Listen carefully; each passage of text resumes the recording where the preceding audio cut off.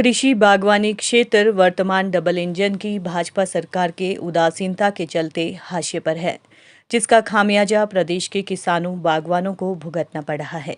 ये बात कांग्रेस नेता व जुब्बलनावर कोटखाई के विधायक रोहित ठाकुर ने पत्रकार वार्ता को संबोधित करते हुए कही। उन्होंने कहा कि प्रधानमंत्री मोदी ने 2022 तक किसानों बागवानों की आय दोगुना करने की बात कही थी।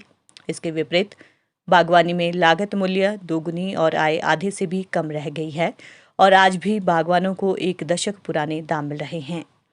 रोहित ठाकुर ने कहा कि गत 2 वर्षों से लगातार पैकिंग सामग्री में अप्रत्याशित 40 से 50% की वृद्धि हुई है। पिछले वर्ष के मुकाबले इस बार कार्टन में 10 से 15 रुपये जबकि प्रति बंडल ट्रे में 200 रुपये की अप्रत्याशित वृद्धि हुई है। निजी कंपनियां पैकिंग सामग्री के दाम बढ़ने का कारण केंद्र सरकार द्वारा जीएसटी दर में 12 से 18% की वृद्धि को बताकर पल्ला झाड़ रही है। उन्होंने भाजपा सरकार का कार्टन और ट्रे पर जीएसटी दर में 6% की कटौती को बहुत देरी से लिया गया फैसला करार दिया। रोहित ठाकुर ने बताया कि पैकेजिंग सामग्री पर जीएसटी छूट का फैसला सरकार को जून महीने में लेना चाहिए था और इसे मजबूती से केंद्र के समक्ष उठाते।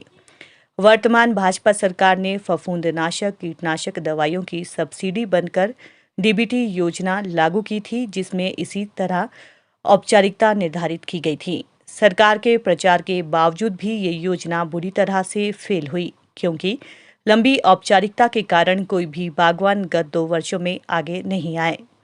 रोहित ठाकुर ने कहा कि भाजपा सरकार बागवानों का आक्रोश व चुनाव आते देख ध्यान भटकाने के लिए पैकेजिंग सामग्री पर विफल जीएसटी छूट योजना लाई है। रोहित ठाकुर ने 5 अगस्त को शिमला में प्रस्तावित आंदोलन में किसान बागवानों से दलगत राजनीति से ऊपर उठकर सहयोग करने की अपील की है। प्रदेश में और यहाँ की आर्थिकी में सेब का एक बहुत महत्वपूर्ण योगदान है और यही कारण है एक तरह से मैं समझता हूँ 5000 करोड़ से ऊपर की इकॉनमी हमारी सेब की बन चुकी है और इसमें सक्सेसिव जो कांग्रेस गवर्नमेंट्स रही उनका बहुत बड़ा योगदान रहा।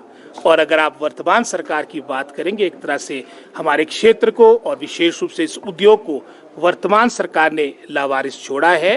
ये तो जो घोषणाएं हो रही है ये सबको मालूम है कि 1.5-2 महीने के अंदर चुनाव होने जा रहे हैं। आपके सभी बागवान सड़कों पे उतर गए हैं सरकार की नीतियों को देखते हुए, सरकार के उदासीन रवैये को देखते हुए। इनकी मैं समझता हूँ पूर्ण रूप से इनका जो 5 वर्ष का जो समय अवधि है अगर आप बागवानी के दृष्टिकोण से बात करें तो पूर्ण रूप से निराशाजनक है। मुख्यमंत्री ना हो उदाहरण के तौर पे जैसे ये फफूंदनाशक कीटनाशक की अनुदान की योजना जो पिछले मैं समझता हूँ 2-2.5 वर्षों से हम इस बात को कह रहे थे कि उसको रिस्टोर करो, इन्होंने हमारी एक ना सुनी। विधानसभा के अंदर भी बाहर भी बारंबार आपके माध्यम से मुद्दा उठाया गया।